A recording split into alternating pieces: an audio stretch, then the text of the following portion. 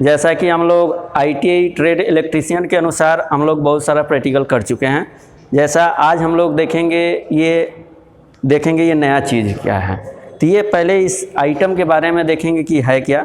तो जैसा कि यहाँ नेम प्लेट में हम लोग देख रहे हैं लिखा हुआ है ट्रांसफार्मर 3 फेज 5 kVA 240/230 वोल्ट। ठीक है, तो ये इसके बारे में समझना है कि ये तो कर रहा है हम लोग जैसा थ्योरी में पढ़े ट्रांसफार्मर। तो ट्रांसफार्मर है 3 फेज है, कितने फेज है 3 फेज, और कितने kVA का है 5 kVA 240 वोल्ट का है और अब्लिक 230 वोल्ट। तो कहने का मतलब यह 240 volt oblique 230 volt 440 volt oblique 230 volt, इसका अर्थ क्या होता है।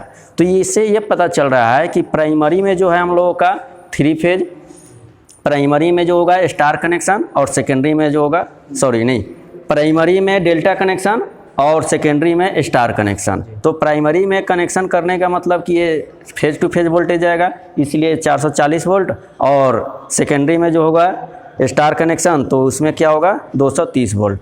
तो अब इसके बारे में हम लोग देखेंगे इसका टर्मिनल क्या क्या है। तो ये टर्मिनल बॉक्स ये दो खोल रहे हैं स्क्रू ड्राइवर के द्वारा और खोल करके देखेंगे इसमें क्या क्या है, कितने टर्मिनल मिलेगा। तो अभी हम लोग थ्योरी में पढ़े हैं कि 3 फेज ट्रांसफार्मर में कितने वाइंडिंग होते हैं 3 वाइंडिंग। कितने वाइंडिंग होगा 3 वाइंडिंग। ठीक है, तो 3 प्राइमरी का भी होता है और 3 सेकेंडरी का भी होता है। तो वाइंडिंग टोटल हो जाएगा 6, 3 प्राइमरी 3 सेकेंडरी। तो एक तरफ जो होगा हम लोगों का 3 जो प्राइमरी होगा वो क्या होगा 6 टर्मिनल, जैसा कि यहाँ दिखाई दे रहा है। ठीक है, आगे फिर इस साइड वाला ढक्कन देखेंगे, इसमें क्या क्या है, कितने टर्मिनल मिलेंगे, किसका टर्मिनल है। तो यहाँ भी हम लोग क्या देख रहे हैं 6 टर्मिनल। तो यहाँ भी ये 6 टर्मिनल है। तो अब यहाँ रही क्वेश्चन कि अब हम लोग करने वाला क्या है। तो आज का जो प्रैक्टिकल हम लोगों का होगा कि 3 फेज ट्रांसफार्मर का वाइंडिंग का कंटिन्यूटी चेक कैसे करेंगे। 3 फेज ट्रांसफार्मर का वाइंडिंग का कंटिन्यूटी कैसे चेक करेंगे। तो इसके लिए हम लोग ये 2 विधि अपना सकते हैं। पहला विधि क्या है यहाँ मल्टीमीटर के द्वारा, और दूसरा विधि क्या है ये टेस्ट लैंप के द्वारा। ठीक है, तो सबसे पहले आज हम लोग ये करेंगे मल्टीमीटर के द्वारा। ठीक, तो मल्टीमीटर में सबसे पहले मल्टीमीटर का भी वीडियो बना चुके हैं कि इसका पहले सिलेक्ट रेंज जो है सिलेक्ट करेंगे, और सिलेक्ट करने के लिए यहाँ कंटिन्यूटी जो है इस पॉइंट पे आएंगे और इसके बाद इससे चेक करेंगे। तो चेक करने का तरीका क्या है इसका कि एक पॉइंट को यहाँ सटा दिए, मल्टीमीटर का एक लीड को यहाँ सटा दिए किसी एक टर्मिनल पे और बारी बारी से सटाएं। यहाँ कोई रीडिंग नहीं दे रहा है मल्टीमीटर में। फिर दूसरे में जाएंगे, यहाँ भी रीडिंग नहीं दे रहा है। फिर तीसरे में जाएंगे, देखिए यहाँ ये आवाज़ भी आ रहा है मल्टीमीटर का।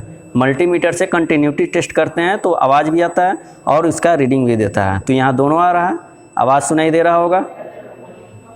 ठीक है, ये और भी अदर पे सटाएंगे, अदर टर्मिनल पे, तो ये नहीं बताएगा। जैसा कि इसमें सटाएं नहीं बताया, फिर इसमें सटाएं नहीं बताया। तो कहने का मतलब ये जो टर्मिनल जिस पे आवाज़ आ रहा है वही इसका एक पेयर होगा, यानी कि एक वाइंडिंग का एक टर्मिनल ये और एक टर्मिनल ये, एक वाइंडिंग हमें पता चल गया। फिर अब ये इसके बाद दूसरे टर्मिनल पे सटाएंगे और बारी बारी से सबको सटाएंगे।